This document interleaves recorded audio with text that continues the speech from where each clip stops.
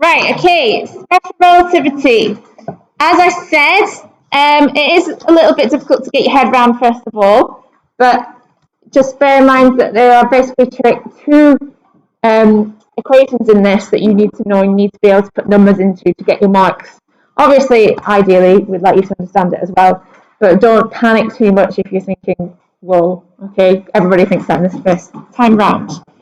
Okay, so those are the two equations. You saw them on that video that I made you watch on Friday. Time dilation and length contraction. So that's how you work out how the time differs depending on whether you're traveling very, very quickly or stationary. And same with how the length differs. Okay. So what is special relativity? Okay, so it's all down to Einstein and talking about how light moves, and how matter moves because of light. And I showed you a video a couple of lessons back about the Michelson-Morley experiment. And he said he did this experiment where he shone light, and they thought at the time that light went through something called an ether, like a material called ether, just like sound travels through air, light travels through ether. And they said that if light travelled along with the same direction as ether, it probably would travel faster than if it travelled in an opposite direction or at right angles to the ether. But he proved that that wasn't true. Okay, so he proved that light travelled the same speed no matter what. Okay. So something that's really important when we talk about special relativity is these frames of reference. Okay, so frames of reference is just like if you're on a train, you're technically moving very, very fast on the train, but to you feel like you're stationary. Okay, but if somebody was observing from outside the train, they would see you whizzing past on the train, so you'd be moving very quickly. Okay, so similar kind of thing. This example here is we've got an old school train here, and this is moving at a constant speed of 60 miles per hour. So you get it from your seat and you go to buffet car, which is located towards the front of the train. So you're going forwards on the train. So you're walking at a speed of 2 miles per hour along the train corridor. Okay, so to you think you're just moving at 2 miles an hour. Okay, you're just moving forward 2 miles an hour. Okay, because that's how you perceive it. That's your frame of reference. So your speed relative to the train. So if you look down at the floor, the speed that you're traveling at is 2 miles per hour. Okay, so relative to the train, you're just moving at 2 miles an hour. You're moving 2 miles an hour faster than the train, really. If you carried on walking at 2 miles an hour, you'd end up walking off the edge of the front of the train, wouldn't you? Your speed relative to the ground, however, is if you could look through the train and see the ground whizzing past, what do we think it's going to be? 62, yeah. So you're traveling at the speed of the train plus that 2 miles per hour. So do you see what I mean? Like, you're still traveling at the same speed, but depending on what you're referring to, your reference frame, you're traveling at a different speed. Right, your speed relative to a cyclist traveling anti-parallel to the train at 10 miles per hour. So basically that means you've got a cyclist and he's traveling anti-parallel, so that means the opposite direction to the train, at 10 miles per hour. So your speed relative to a cyclist traveling anti-parallel to the train. Now, we usually get two answers for this one. What do you think it is?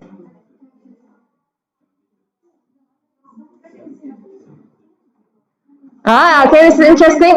This usually happens. Okay, so hands up if you think it's 52.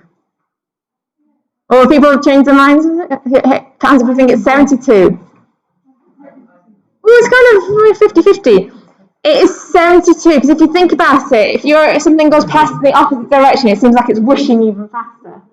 Yeah, so it is 72. If you were traveling by the train, so if the train was going like that, and you were like, it would feel like the train was going slightly slower than it actually is if you were traveling in the same direction. But because it's traveling in the opposite direction, it's whooshing past you faster.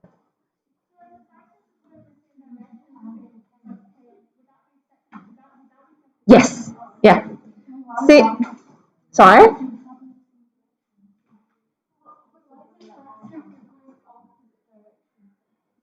because you're basically moving in that direction, it's moving in that direction. So you're basically adding up the distance traveled. So the train's going in that direction, you're going in that direction, okay? So if you were just stationary, the train would be going at 60 miles every hour, okay? But because you're going in that direction, you're moving some miles per hour that direction, and the train's moving some miles per hour in that direction. So the amount of miles per hour that's different is bigger. Does that make sense? Sorry? If they're moving together, well, the cyclist is kind of keeping up a little bit with it. So if you were standing still, it would be going at 60 miles per hour. But because the cyclist is kind of keeping up with it, it seems like it's going slower than it actually is. Okay. I did tell you it is quite difficult to get your head around. Okay, so it's kind of like, I think, something you've got to keep thinking about, and it is really tricky. I remember the first time I did this, I was like, no, I don't agree with that. But that's how it works. Okay. So have a think about it. If you're ever on a train or if you're on a bus and something goes past you, okay, does it look like it's going faster or slower, depending on which direction it's going in? Okay. Right, and great. Things become more complicated when you consider the ground outside is not at rest. It's rotating very quickly around the centre of the Earth's moving very quickly around the Sun's moving very quickly around the galaxy, which is also moving around space. Okay, so we tend to, in physics, we just sort of say, oh, the ground's our reference frame usually. Okay? But, so this example highlights a subtle but important problem in physics. In order to fully define how an object is moving, it has to be given a frame of reference. So we usually just give it a frame of reference. And up until now, we've just been saying, oh, it's normally just the ground. Okay, the ground is still. We're assuming it is.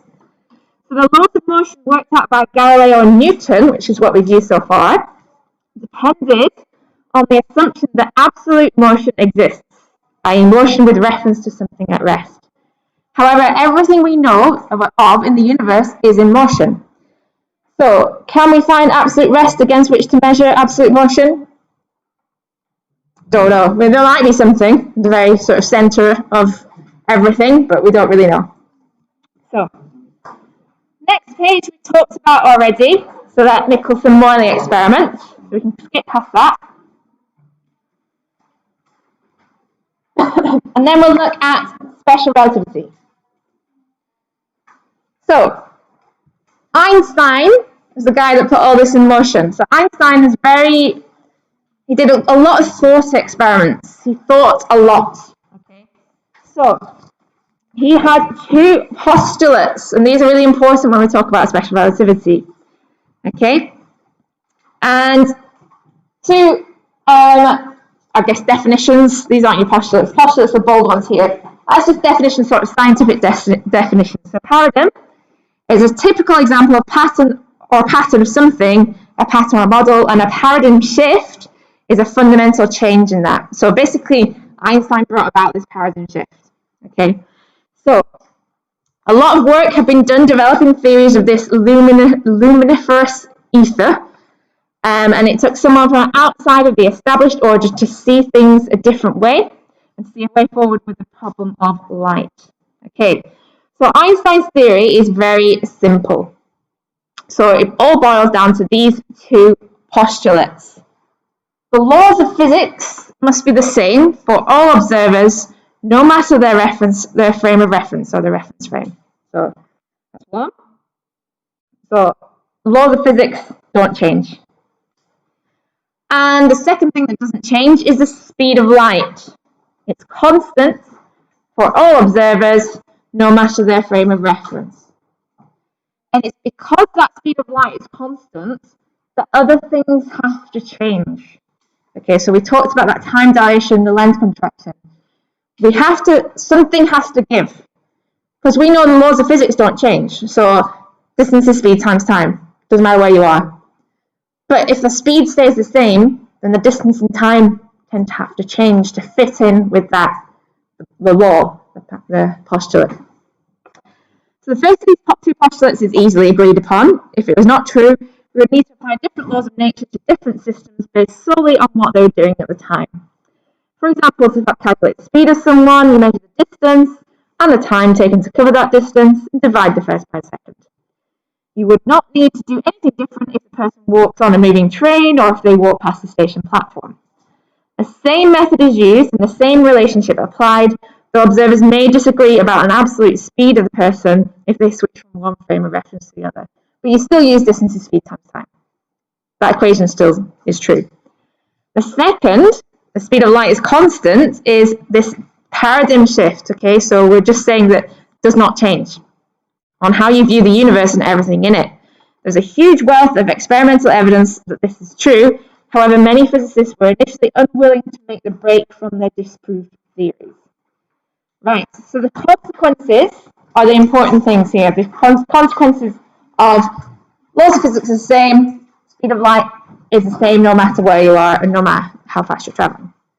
So everything in Einstein's theory of special relativity is simply a logical consequence of these two basic postulates. At high speeds, non-intuitive relativistic effects, so weird things, are observed and things get a bit weird. So what Einstein discovered is that in order for all observers to measure the same speed for the beam of light, time flows differently and space sometimes contracts. So this is where it does get quite strange. Okay, so I've got quite a nice video to show you to prove what I mean about this. So it's using the same theory that we're going to go through in a second. But basically, one of these thought experiments was, imagine like a clock, okay? But this clock, instead of like a tick-tock metronome or something like that, what it is it's a beam of light that goes up and down.